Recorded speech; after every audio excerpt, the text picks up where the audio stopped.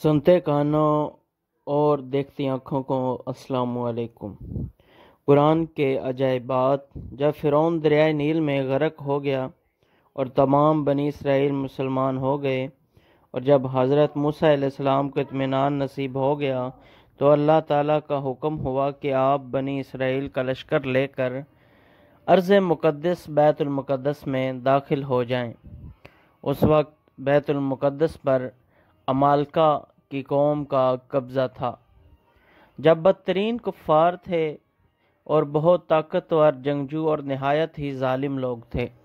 چنانچہ حضرت موسیٰ علیہ السلام 6 لاکھ بنی اسرائیل کو ہمراہ لے کر قوم عمالقہ سے جہاد کے لیے روانہ ہوئے، مگر جب بنی اسرائیل بیت المقدس کے قریب پہنچے تو ایک دم بزدل ہو گئے اور کہنے لگے کہ اس شہر میں جبارین عمالقہ ہیں جو بہت ہی زور آور اور زبردست ہیں، لہذا جب تک یہ لوگ شہر میں رہیں گے ہم ہرگز شہر میں داخل نہیں ہوں گے۔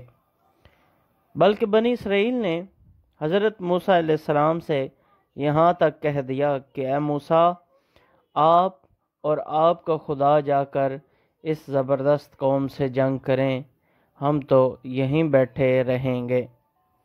بنی اسرائیل کی زبان سے یہ سن کر حضرت موسیٰ علیہ السلام کو بڑا رنج و صدمہ ہوا، اور آپ نے باری تعالیٰ کے دربار میں یہ عرض کیا۔ اس کا ترجمہ ہے، اے رب، مجھے اختیار نہیں مگر اپنا اور اپنے بھائی کا، تو ہم کو ان بے حکموں سے جدا رکھ۔ محترم ناظرین، آپ سے گزارش ہے کہ اگر آپ نے چینل نہیں سبسکرائب کیا تو ضرور سبسکرائب کر لیں۔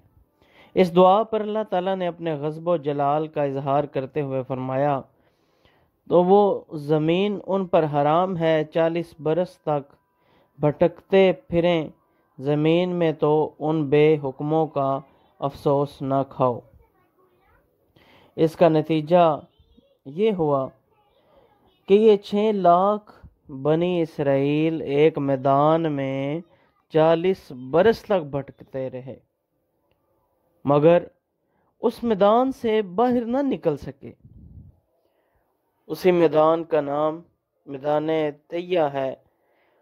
اس میدان میں بنی اسرائیل کے کھانے کے لیے من و سلوہ نازل ہوا، اور پتھر پر حضرت موسیٰ علیہ السلام نے اپنا عصا مار دیا تو پتھر میں سے 12 چشمے جاری ہو گئے، جو بلا شبہ ایک عجیب الشان واقعہ ہے، جو بنی اسرائیل کی نافرمانیوں اور شرارتوں کی تعجب خیز اور حیرت انگیز داستان ہے۔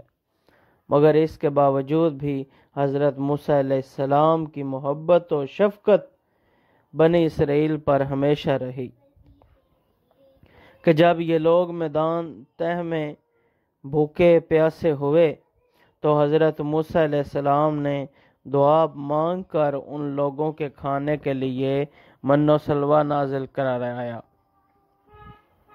اور پھر پتھر پر عصا مار کر 12 چشمے جاری کر دیے۔ اس سے حضرت موسیٰ علیہ السلام کے صبر کا اندازہ کیا جا سکتا ہے۔